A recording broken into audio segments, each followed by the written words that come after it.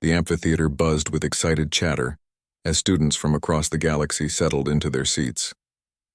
Representatives from dozens of species filled the curved rows: tall, graceful Zeltharians with their silver skin, compact Vreks with their forearms crossed in anticipation, floating ethereals whose translucent forms shimmered in the artificial light, and many others. This was the most popular course at the Galactic Military Academy, and everyone knew why. Instructor Mokkad entered through the main doors, his massive frame commanding immediate attention. As a Zeltharian, he stood nearly 3 meters tall, his silver skin bearing the ritual scars of a decorated military veteran. His 4 eyes scanned the crowd with practiced authority as conversations died to whispers, then silence. "Welcome to Impossible Warfare Tactics Throughout History," Mokkad announced, his voice carrying easily to the back rows without amplification. "I am Instructor Mokkad, and for the next semester, I will tell you stories that will challenge everything you think you know about warfare, strategy, and the very nature of combat itself." A ripple of excitement passed through the audience. This course was legendary not just for Mokkad's teaching skills, but for the incredible tales he told. Stories so outrageous that most military historians dismissed them as propaganda or outright fiction. Tales of impossible heroism, suicidal bravery, and tactical decisions that defied all logic yet somehow succeeded.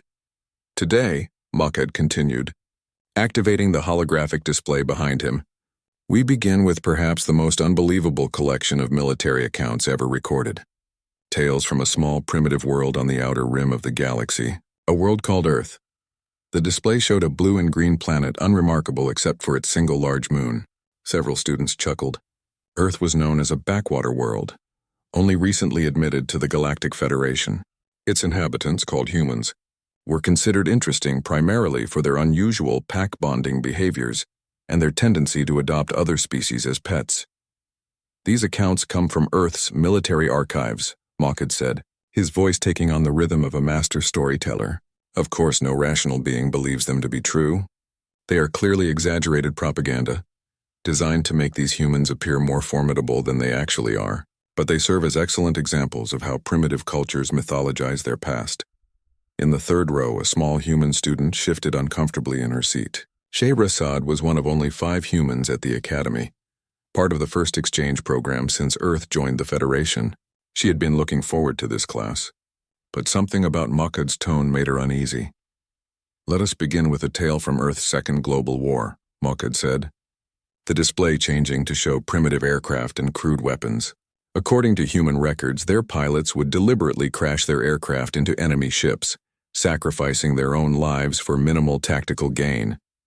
They called these warriors kamikaze, which supposedly means divine wind in one of their languages. The Vrek students clicked their mandibles in amusement. The idea of deliberately destroying valuable equipment and trained personnel was absurd. "Clearly," one called out, "this is metaphorical.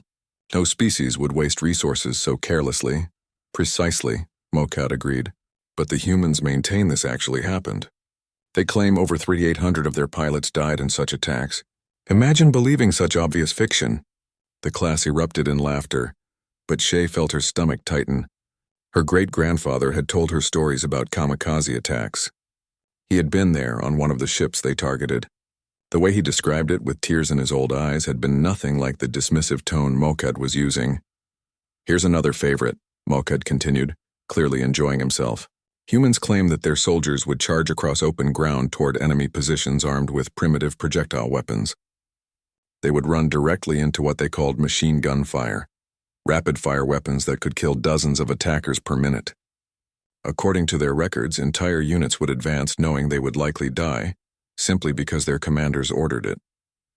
A Zeltharian student raised one of her 4 hands. "Instructor, surely this is metaphorical as well. No rational being would follow orders they knew would lead to certain death." "You would think so," Mokkad replied. "Yet humans insist this happened regularly. They even have a term for it, going over the top. They claim millions died in such attacks during their first global war alone." More laughter filled the amphitheater. The very idea was ridiculous. Advanced species solved conflicts through careful planning, minimal resource expenditure, and rational negotiation. The concept of deliberately sending soldiers to their deaths was not just wasteful, It was incomprehensible. But Shay wasn't laughing. She remembered her grandmother's stories about the trenches, about the gas attacks, about watching friends die in the mud. Her family had kept detailed records passed down through generations. Letters, photographs, medals that her ancestors had earned in those terrible wars. Perhaps my favorite human military myth, Mokkad said, his voice taking on an even more mocking tone, involves their medical personnel. They claim their medics, the equivalent of battlefield doctors, would run into active combat zones to treat wounded enemies. Enemy soldiers, can you imagine risking your life to save someone who was just trying to kill you? The laughter was louder now, with some students actually applauding the absurdity. Even the usually stoic ethereals seemed amused, their forms flickering with what passed for mirth in their species. They also claim, Mokkad continued, that soldiers would fight for days without sleep, share their food with starving enemies, and even adopt enemy orphans during wartime. The most ridiculous part? They insist these weren't isolated incidents but standard behavior. Shay's hands clenched in her lap. She thought of her Uncle Marcus, who had served as a medic in one of Earth's more recent conflicts. He had indeed treated enemy wounded, often under fire. He had lost 3 fingers saving a soldier who had been shooting at him minutes earlier. She had seen the scars. But wait, a Vrek student called out. Surely there must be some evolutionary explanation for these myths. Why would humans create such obviously false stories about themselves? Mokkad's expression grew thoughtful. An excellent question. Some xenopsychologists theorize that humans suffer from what they call pack bonding disorder. They form emotional attachments not just to their genetic relatives, but to almost anyone they spend time with. This includes fellow soldiers and apparently even enemies under certain circumstances. So these stories might represent idealized versions of what they wish they could do, another student suggested, rather than accounts of what actually happened. Precisely, Mokkad agreed. No species could actually behave this way and survive to reach space travel. It would be evolutionarily impossible. The humans who created these myths were clearly compensating for their species' actual cowardice and self-interest. That was when Shay had heard enough. Her face flushed red, a human reaction that several nearby students noticed with interest. She gripped the edges of her seat, fighting the urge to stand up and shout. These weren't myths or compensation fantasies. These were real people, real events, real sacrifices made by her family and millions of others. But she stayed silent. She was just one human among hundreds of alien students. Who would believe her? Who would even care? She forced herself to listen as Mokkad continued his lecture, each story more painful than the last because she knew they weren't stories at all. They were history, her history. As the class period neared its end, Mokkad assigned the homework. Each student was to research one impossible military tale from their own species' history and prepare to present it next week. The implication was clear. Every species had such myths, and they were all equally fictional. Remember, Mokkad said as students began gathering their materials, these stories serve a purpose. They inspire current soldiers by giving them impossible standards to aspire to. But we must never forget that they are fiction. Real warfare is about efficiency, minimal casualties, and rational decision-making. As the amphitheater emptied, Shay remained in her seat, staring at the holographic display that still showed Earth's blue surface. Tomorrow she decided she would do something about this. She wasn't sure what yet, but she couldn't let these dismissals stand. Not when she knew the truth. Her family's honor and the honor of countless others depended on it. The next day's class began much like the first. Instructor Mokkad strode into the amphitheater with his usual confidence, while students settled into their seats with eager anticipation. Word had spread about yesterday's entertaining lecture on human military myths, and attendance was even higher than usual. Shay Rasad sat in the same third-row seat, but today she had brought something with her. A small datapad rested on her lap, its screen dark but ready. She had spent most of the night going through her family's digital archives, preparing for what she was about to do. Today, Mokkad announced, we continue our exploration of impossible military tales with more human fiction. I must say their creativity in inventing heroic myths is quite remarkable, even if completely unbelievable. He activated the holographic display, showing what appeared to be an ancient battlefield map. This story comes from Earth's medieval period. According to human records, a single bridge was held by one man against an entire army. The tale claims this warrior, armed only with primitive weapons, prevented thousands of enemy soldiers from crossing for an entire day. The alien students chuckled appreciatively. Such obvious fiction was amusing in its boldness. The human name for this mythical warrior was Horatius, Mokkad continued. They claim he held the Sublician Bridge in their ancient city of Rome. One man against thousands. The physics alone make this impossible. No single individual could physically block that many attackers regardless of skill or courage. Shay's hands tightened on her datapad. Her family tree traced back to ancient Rome, and she knew that story well. More importantly, she knew it wasn't mythology. Here's another favorite human impossibility, Mokkad said, changing the display to show more recent warfare. From their 20th century, they tell tales of pilots who would deliberately crash their damaged aircraft away from populated areas, sacrificing their own lives to save civilians below. They called it riding the aircraft down rather than ejecting to safety. A Zeltharian student raised her hand. Instructor, wouldn't the logical choice be to preserve the trained pilot? Surely one trained individual is worth more than random civilians. Exactly, Mokkad replied with approval. Any rational species would prioritize saving valuable military assets. But humans claim their pilots regularly chose to die rather than let their aircraft crash into schools or hospitals. They even have specific documented cases with dates, names, and witness accounts. Shay felt her heart racing. He was describing her grandmother's final flight. Captain Sarah Chen had been her name, and she had died in 2156 when her fighter's engines failed over New Shanghai. She could have ejected safely, but the aircraft would have hit a children's hospital. Instead, she rode it down into the harbor, saving 347 children and medical staff. Shay still had her grandmother's flight suit, her medals, and the letter from the hospital staff. More importantly, she had the flight recorder data that proved exactly what had happened in those final 37 seconds. But perhaps the most ridiculous human military myth, Mokkad continued, clearly enjoying himself, involves something they call the Lost Battalion. According to their records, during their first global war, a unit of 554 soldiers was surrounded by enemy forces in a forest. Cut off from supply lines, they held their position for 5 days while being attacked continuously. The display showed a tactical map of what humans called the Argonne Forest. Red markers indicated enemy positions completely surrounding a small blue dot representing the trapped unit. The humans claim that of the original 554 soldiers, only 194 were still able to fight when relief finally arrived. The rest were dead or wounded, yet they maintained their position and continued fighting. The story gets even more absurd. They claim the unit's commander refused multiple surrender offers and actually sent messages demanding the enemy surrender instead. The laughter from the students was uproarious now. The idea of a surrounded, outnumbered, and decimated unit demanding the enemy surrender was so ridiculous it bordered on comedy. But Shay wasn't laughing. Her datapad displayed a scanned photograph from October 8, 1918. It showed her great-great-grandfather, Lieutenant Colonel Marcus Whittlesey, standing with the survivors of the 77th Infantry Division's 1st Battalion. The Lost Battalion.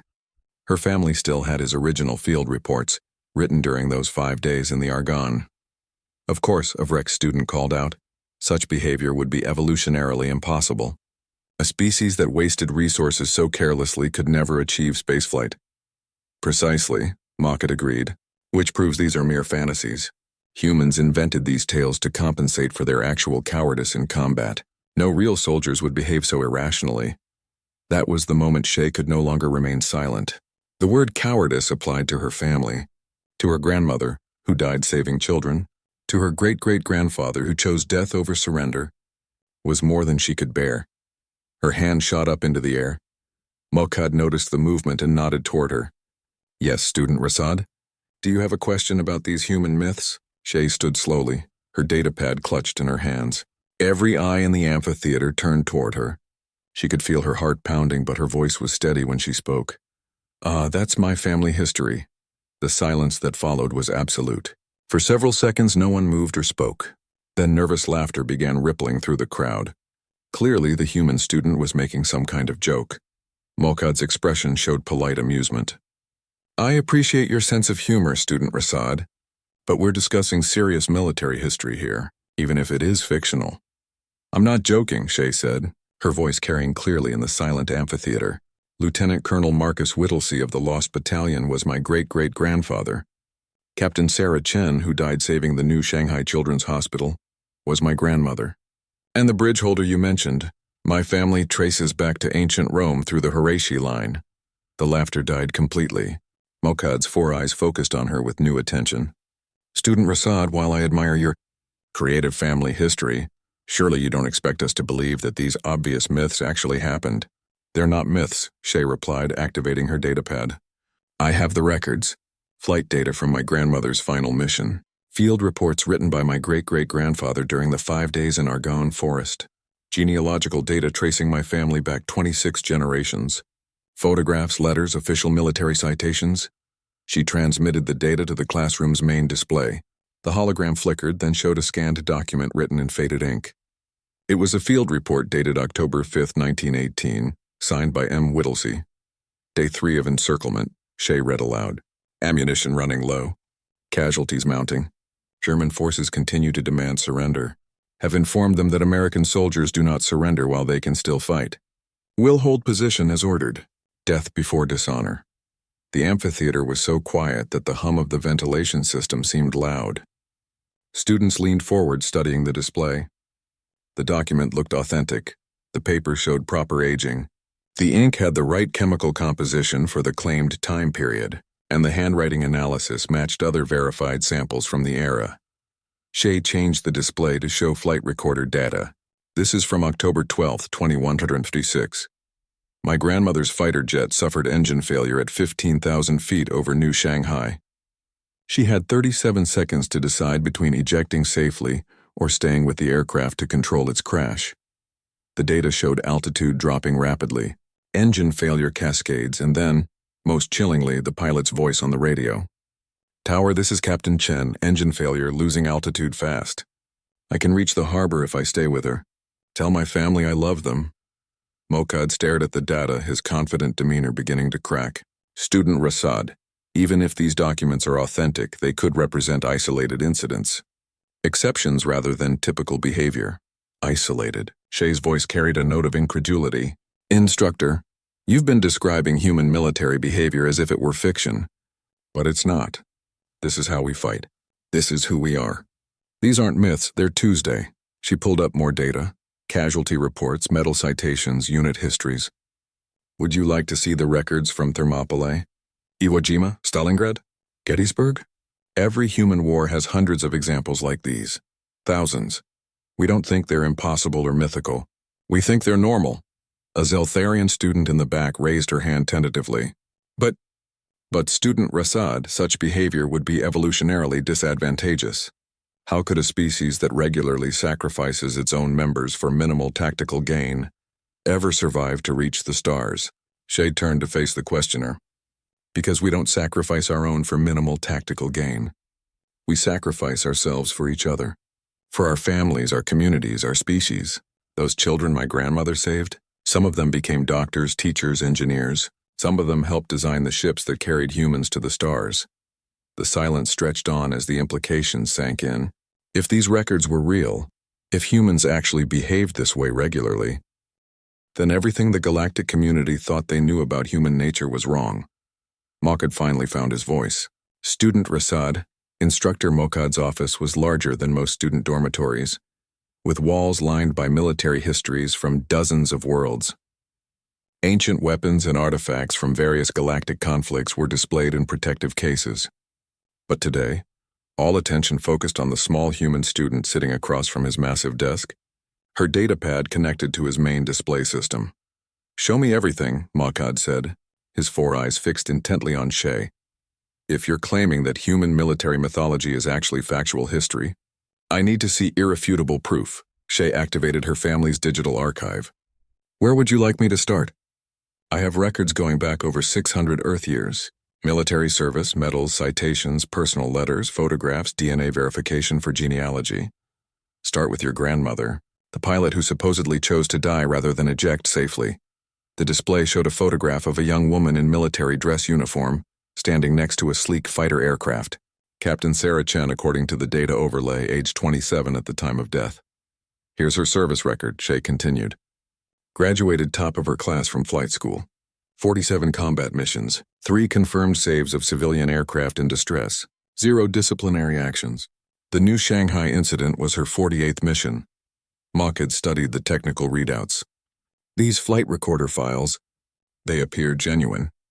The data compression matches Earth military standards, the timestamps are consistent, and the voice patterns show no signs of artificial generation. Here's the hospital's official report, Shay said, switching files. 347 children and staff were in the impact zone when her engines failed. The building had no defensive shields. It was a civilian medical facility. If she had ejected immediately, her fighter would have hit the pediatric wing. The display showed the flight path analysis, complete with trajectory calculations. Without pilot input, the damaged fighter would have glided directly into the hospital's main structure. With pilot control, it could reach the harbor, but only if the pilot stayed with the aircraft until impact. The mathematics check out, Mokkad admitted reluctantly.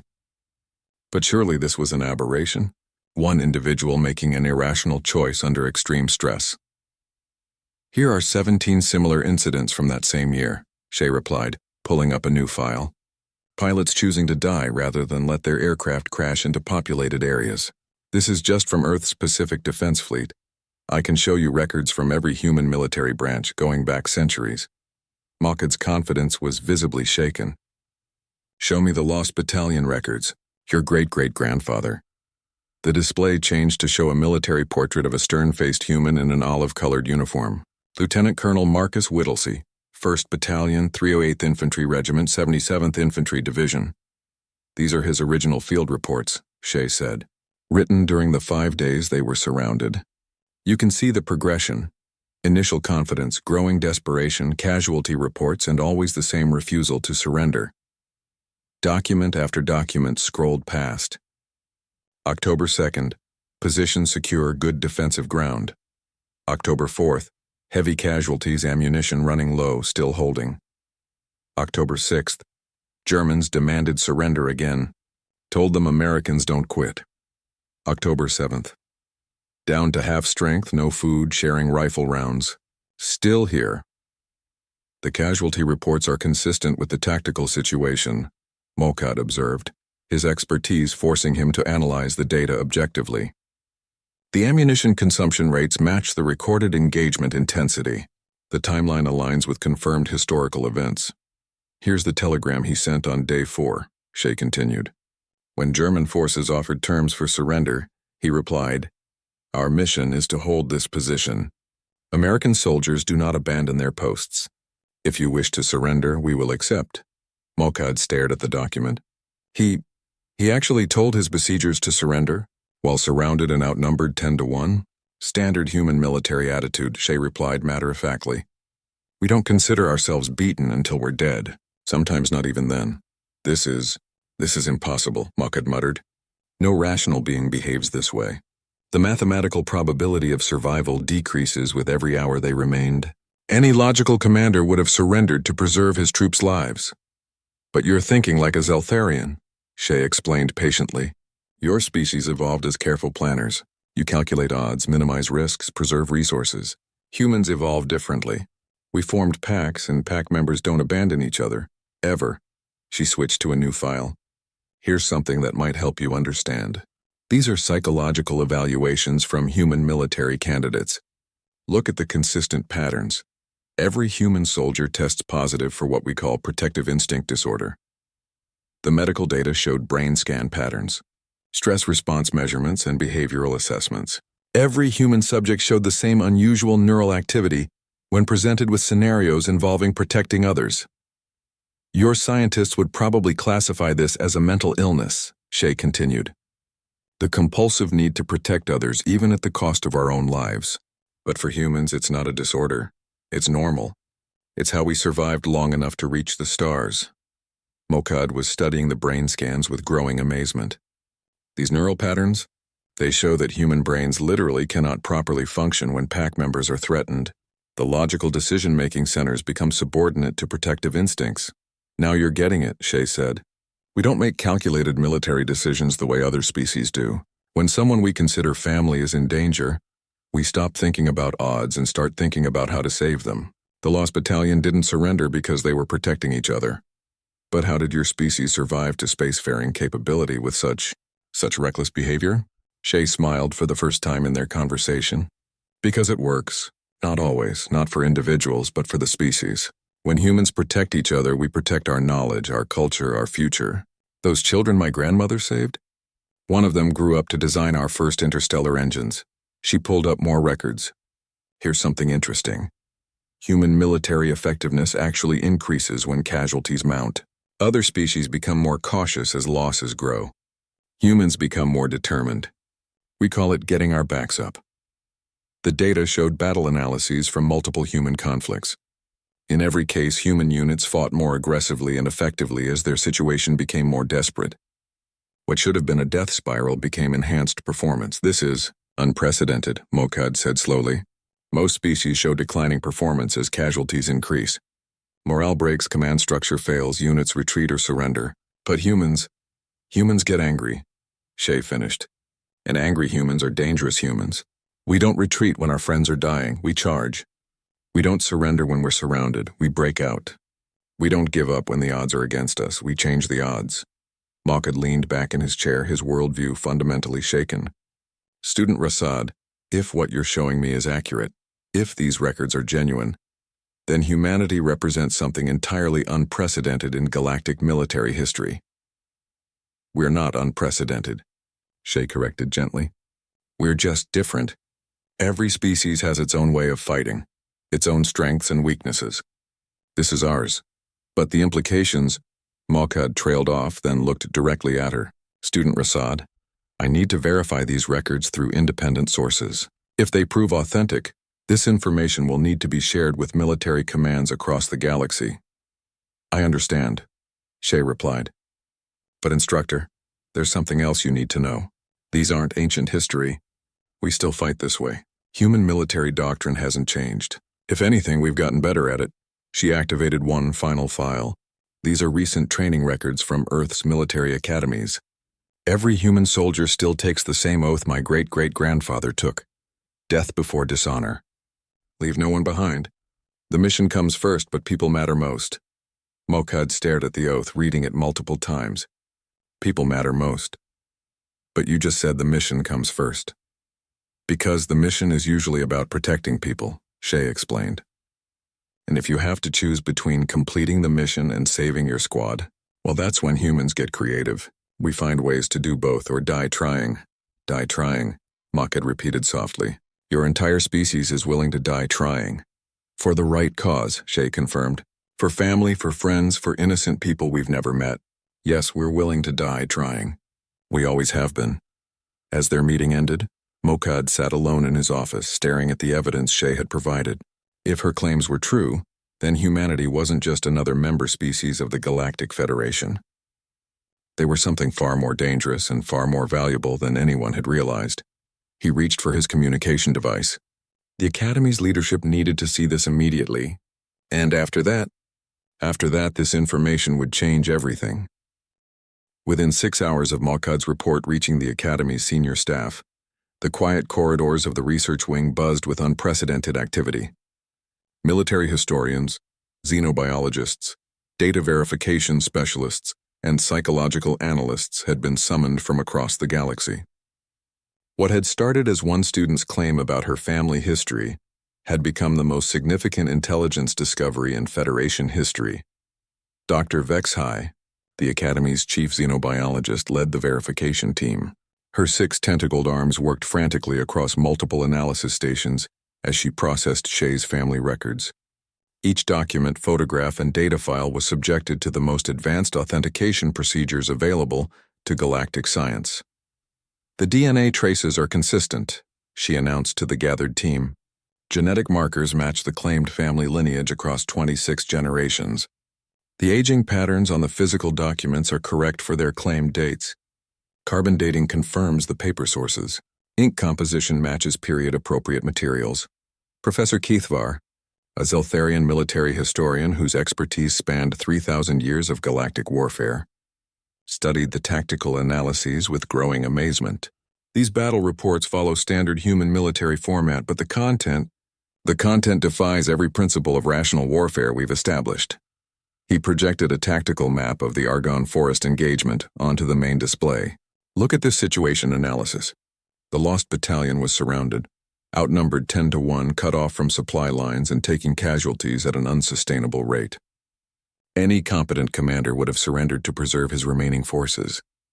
Instead, he continued, the human commander not only refused surrender, but actually sent demands for the enemy to surrender. The tactical insanity of this decision is actually brilliant. The enemy became convinced they were facing a much larger force than reported. No rational commander would behave so aggressively unless he had hidden advantages. Dr. Minthera, the Academy's leading expert on military psychology, was reviewing the brain scan data Shay had provided. "These neural patterns explain everything," she said with excitement. "Humans literally cannot function normally when their pack members are threatened. Their logical reasoning centers become subordinate to protective instincts. But that should be a crippling disadvantage," Professor Kethvar protested. "Emotional decision-making in combat leads to tactical errors, unnecessary casualties, mission failures." "Not for humans," Dr. Minthera replied, pulling up comparative battle analysis data. "Watch this. When human units take casualties, their combat effectiveness actually increases. Other species show declining performance as losses mount. Humans show enhanced aggression, improved coordination, and increased tactical flexibility." The data was undeniable. Battle after battle showed the same pattern. As human forces sustained losses, their remaining members fought with increasing desperation and effectiveness. What should have been a death spiral became a force multiplier. Meanwhile, in another part of the facility, communication specialists were conducting their own investigation. They had contacted Earth's military archives directly, requesting verification of Shay's family records. The response had been immediate and comprehensive. Not only did they verify her claims, reported Commander Sishtak, they provided additional documentation we hadn't even requested. Apparently, the Rasad family military tradition is well known on Earth. They've produced decorated soldiers in every major human conflict for over 6 centuries.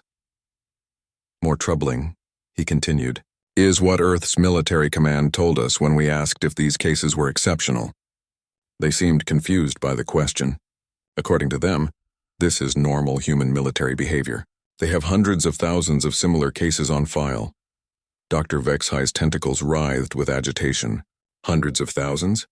That would mean every human military engagement involves multiple instances of what we would consider impossible heroism. How did we miss this in our initial assessments? Because we assumed they were exaggerating, Professor Kethvar admitted reluctantly. The behavior seemed so irrational that we classified it as propaganda, rather than historical fact. We believed no species could actually fight this way and survive to reach space technology. The investigation expanded rapidly. Teams began analyzing human military doctrine, training procedures, and equipment design. Every aspect of human warfare was studied through this new lens of understanding. What they found was disturbing. Human military equipment was designed with the assumption that soldiers would fight beyond normal operational parameters. Their weapons had backup systems for the backup systems. Their armor was built to function even when critically damaged. Their medical protocols included procedures for treating wounds that should have been instantly fatal. "Look at this," Dr. Minthera said, displaying human military training footage. "They deliberately put their soldiers in impossible situations during training. Outnumbered, outgunned, exhausted, injured, and they expect them to complete the mission anyway." The footage showed human soldiers crawling through obstacle courses while carrying wounded comrades, fighting simulated battles while sleep-deprived, and completing complex missions with deliberately inadequate resources. What other species would consider cruel and unusual training, humans called Tuesday. Their military academies teach something called impossible missions as a regular course, Commander Stock reported. Students are given scenarios with no logical solution and expected to find ways to succeed anyway. The failures are the ones who accept defeat. Word of the investigation had inevitably leaked beyond the academy. News feeds across the galaxy began reporting on the human military revelation. Initial reactions ranged from disbelief to alarm. Shay found herself at the center of unwanted attention. She had simply wanted to correct some misconceptions about her family's history. Instead, she had accidentally revealed humanity's most significant military advantage to the entire galaxy. Students and faculty approached her constantly now, asking questions about human military culture. Some seemed fascinated, others appeared frightened. A few looked at her with something approaching awe. Student Rasad, a Vrex student, asked nervously, "Is it true that humans would fight to protect even enemy civilians?" "If they were innocent, yes," Shay replied. "My uncle Marcus was a medic. He treated wounded enemy soldiers all the time. In human military law, attacking medics or wounded combatants is a war crime. But why?" The student pressed. "They're enemies. They were trying to kill you moments before." Shay considered the question carefully. Because once they're wounded, they're not enemies anymore. They're just people who need help. And helping people who need help is what humans do. The investigation's preliminary findings were compiled into a classified report that sent shockwaves through military commands across the galaxy. The summary was brief but devastating. Human military capabilities have been systematically underestimated. Their apparent irrationality is actually their greatest tactical advantage. Recommend immediate reassessment of all strategic planning involving human forces. But the more the investigation teams learned, the more questions arose. If humans had been fighting this way for centuries, how had they managed to avoid destroying themselves? Most species with such aggressive tendencies either went extinct or were contained by their neighbors. The answer, when it came, was perhaps the most disturbing discovery of all. Humans didn't fight this way against everyone. They only fought with desperate courage when protecting something or someone they cared about. When conquering for selfish reasons, they were as calculating and careful as any other species. It's the pack bonding behavior, Dr. Minthara explained to the senior staff meeting. Humans extend family-level protection to anyone they consider part of their group. Their military units become families. Their allies become family. Even civilians they've never met can become family if the humans decide to protect them. You're saying they become exponentially more dangerous when they're defending rather than attacking? Asked Admiral Vorthak, the Academy's commandant. Not just more dangerous, Dr. Minthara replied. Essentially unstoppable. When humans decide someone is worth protecting, they will continue fighting long past the point where any rational being would surrender. They'll use their own bodies as weapons if necessary. They'll sacrifice themselves gladly if it saves the ones they're protecting. The implications were staggering. Humanity had joined the Galactic Federation as apparent equals, but they weren't equals at all. They were something unprecedented, a species capable of unlimited escalation when their protective instincts were triggered. The question, Admiral Vorthak said grimly, is what we do with this information. Do we share it widely, or do we classify it at the highest levels? There's another question, Professor Kethvar added quietly. Now that we know what humans are capable of, what does that make us in their eyes? Are we allies they would die to protect? Or are we just convenient neighbors they tolerate for now? The room fell silent as the implications sank in. Humanity's true nature was no longer a secret, at least not among the Academy's leadership. The question now was whether that knowledge would make the galaxy safer or far more dangerous. In her dormitory room, Shay sat looking at her family's photos, unaware that her simple desire to honor. 6 months after Shay Rasad had raised her hand in Instructor Mokkad's classroom, the galaxy was a very different place. The Academy's findings had been released in careful stages, first to military commands, then to government leaders, and finally to the general population. The revelation that human military accounts were factual rather than fictional had sent shockwaves through every civilized world. The Galactic Military Academy's amphitheater was packed beyond capacity. Representatives from dozens of species had come to hear the revised course on human military psychology and tactical applications, what had once been dismissed as impossible, warfare tactics throughout history. The waiting list for admission stretched across multiple semesters. Instructor Mokkad stood at the podium, but he was no longer alone. Beside him sat Shay Rasad, now officially designated as guest lecturer in human military studies. Her family's archives had become the foundation for an entirely new field of military science. 6 months ago, Mokkad began, his voice carrying a humility that hadn't been there before. "I stood before you and dismissed human military accounts as obvious fiction. Today I stand corrected, humbled, and frankly amazed by what we've learned about our human colleagues."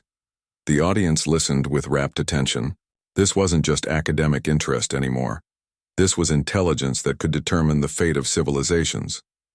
"The Academy's investigation has confirmed what Student Rasad told us," Mokkad continued. "Human military behavior that we classified as impossible is not only real but represents their standard operating procedure. They do not fight like other species. They do not think like other species. And they do not surrender like other species." Shay stood and activated the holographic display. "What Instructor Mokkad is trying to say," she said with a slight smile, "is that humans are weird. But our weirdness isn't a bug, it's a feature." A ripple of nervous laughter passed through the audience. The casual way she discussed humanity's military capabilities was itself unsettling to many species. "The key to understanding human military behavior," Shay continued, "is understanding our pack-bonding psychology. When humans decide someone is family, we will die for them. When we decide a cause is worth fighting for, we don't calculate odds. We find ways to win anyway." The display showed recent footage from joint military exercises between human and alien forces. In every scenario, human units consistently outperformed predictions, especially when the simulated stakes were high. "Watch this engagement," Shay said, highlighting a particular exercise. Human and Zeltharian units were given identical impossible scenarios. The Zeltharian unit made rational tactical decisions, minimized casualties, and achieved 40% of their objectives before withdrawing. The human unit took 60% casualties and achieved 100% of their objectives. When asked why they didn't withdraw, the human commander said, "Because people were counting on us." A Vrek student raised one of his 4 hands. "But surely such behavior is wasteful? Losing 60% of your force to achieve marginally better results seems inefficient." "That's thinking like a Vrex," Shay replied gently. "You're focused on resource management. Humans are focused on mission completion. The 60% casualties were simulated. No one actually died. But the lesson was real. When humans commit to something, they don't stop until it's finished." Mokkad stepped forward. "The implications of this behavior pattern extend far beyond military applications. Human civilian emergency responders show the same tendencies. Their firefighters enter burning buildings to save strangers. Their medical personnel work in plague zones without adequate protection. Their rescue workers risk death to save people they've never met. It's not just about courage," Shay added. "It's about how we define our responsibility to others. Humans have this concept called the greater good. When we believe something serves the greater good, individual survival becomes secondary." The audience absorbed this information with visible unease. The idea of routinely prioritizing abstract concepts over personal survival was foreign to most galactic species. An ethereal student flickered with curiosity. "Student Rasad, how does humanity maintain social cohesion with such dangerous individuals? Surely citizens who are willing to die for strangers would be destabilizing to society." Shay smiled. "Actually, it's the opposite. Humans who are willing to sacrifice for others become our most respected citizens. We build statues of them, name streets after them, teach our children about them. In human society, selfless service is the highest honor, which creates a positive feedback loop," Mokkad observed. "Human society rewards exactly the behavior that makes their military forces so formidable. They're not just training soldiers, they're cultivating a culture of sacrifice." The presentation continued with case studies, psychological analyses, and tactical applications. By the end, the audience understood that humanity represented something entirely new in galactic civilization, a species that had weaponized altruism, but the real impact of the revelation was being felt far beyond the Academy's walls. Across the galaxy, military commanders were quietly updating their strategic assessments. Trade negotiations with human representatives had taken on new urgency. Defense pacts with Earth were suddenly much more valuable. Some species had reacted with fear. The hegemony of Keth had quietly reinforced their border with human space, despite having no territorial disputes. Their military planners had run simulations of conflict with human forces and didn't like the results. Other species had reacted with opportunity. The peaceful Eldrani had immediately requested human military advisors to help design their defensive strategies. They had realized that having humans willing to die for their protection was better than any weapon system they could build. But perhaps the most significant change was in how humanity itself was perceived. They were no longer seen as just another member species of the Federation. They had become the Federation's unofficial protectors, the ones other species called when something needed to be defended at any cost. As the semester progressed, Shay found herself fielding requests from across the galaxy. Military academies wanted her to lecture. Defense contractors wanted to study human tactical methods. Diplomats wanted to understand how to make humans consider their species worth protecting. The irony, she told Mokkad during one of their planning sessions, is that we never thought we were special. We just did what seemed right. When someone needed help, we helped. When someone was in danger, we protected them. It seemed obvious. That's exactly what makes you special, Mokkad replied. Other species have to choose between self-interest and altruism. Humans have made altruism into self-interest. You protect others because you've redefined self to include everyone you care about. The final class of the semester was standing room only. Students, faculty, and visiting dignitaries packed every available space as Shay prepared to deliver her concluding lecture. When I first raised my hand in this classroom, she began, I just wanted to honor my family's memory. I wanted people to know that the stories Instructor Mokkad was telling weren't myths. They were history. My history. What I didn't expect was to discover that my family's history was also humanity's nature. We don't fight because we're aggressive. We fight because we love. We don't sacrifice ourselves because we're suicidal. We sacrifice ourselves because we believe some things are worth dying for. And the most important thing I've learned from all of this is that we're not alone in that belief. Every species here today has things they would die for, people they would protect, causes they would serve. The difference is that humans have made it our default setting. She paused, looking out at the diverse audience. So to those species who are now afraid of humans, I say this. You have nothing to fear from us unless you threaten what we protect. And to those species who want our protection, I say this. You already have it. Because from the moment you became our friends, you became our family. And humans don't abandon family. The applause was thunderous and lasted several minutes. When it finally died down, a Zeltharian admiral in the front row stood up. Student Rasad, he said formally, on behalf of the Galactic Federation Defense Council, I have an official request.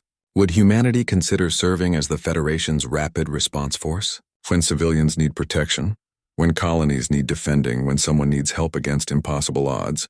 Shay smiled. Admiral, you don't need to ask. That's what we were going to do anyway.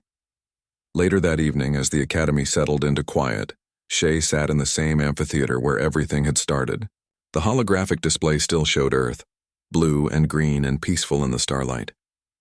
Mokkad found her there, staring at her homeworld. Any regrets? He asked. None, she replied. My great-great-grandfather held a bridge so others could escape. My grandmother died saving children. Now the galaxy knows what they died for and why it mattered. Their sacrifice wasn't just for their time. It was for all time. And now, Shay stood turning away from the display. Now we get back to work.